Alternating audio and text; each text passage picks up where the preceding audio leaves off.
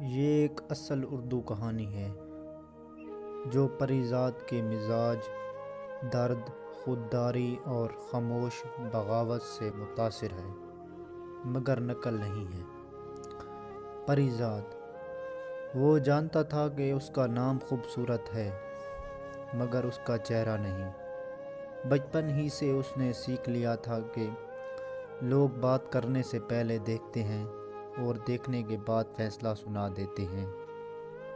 School میں اس کی ذہانت کی تعریف نہیں بنتی تھی، مذاق بنتی تھی۔ استاد اس کے مضمون پڑھ کر حیران ہوتے تھے، مگر ہم جماعت ہنستے ہوئے کہتے، یہ لفظ تمہارے نہیں ہو سکتے۔ پری ذات نے بولنا کم اور لکھنا زیادہ سیکھ لیا۔ وقت گزرا، شہر بدل گیا، مگر رویے نہیں بدلے۔ نوکری کے انٹرویو میں اس کے خیالات پسند کیے گئے، چہرہ نہیں۔ محبت میں اس کی وفاداری دیکھی گئی، قبول نہیں کی گئی۔ وہ ہر جگہ اضافی تھا، ضروری نہیں تھا۔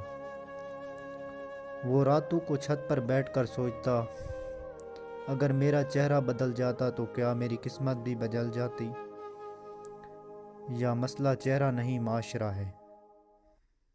پھر ایک دن قسمت نے عجیب موڑ لیا۔ اس کی تحریر کسی طاقتور شخص کے ہاتھ لگی، لفظوں کی قیمت ملی، نام چھپ گیا۔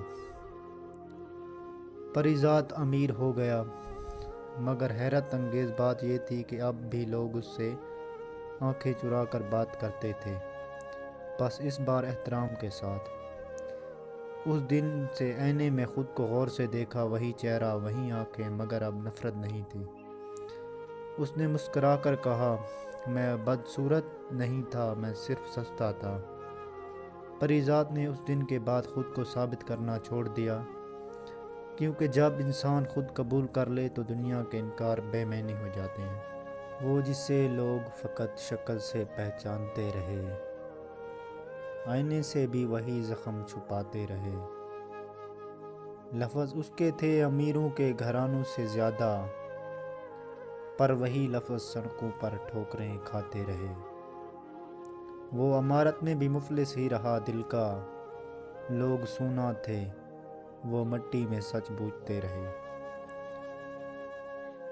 آخر ایک دن اس سے خود سے محبت آ گئی، تب سبھی چہرے زمانے کے بدل جاتے رہے۔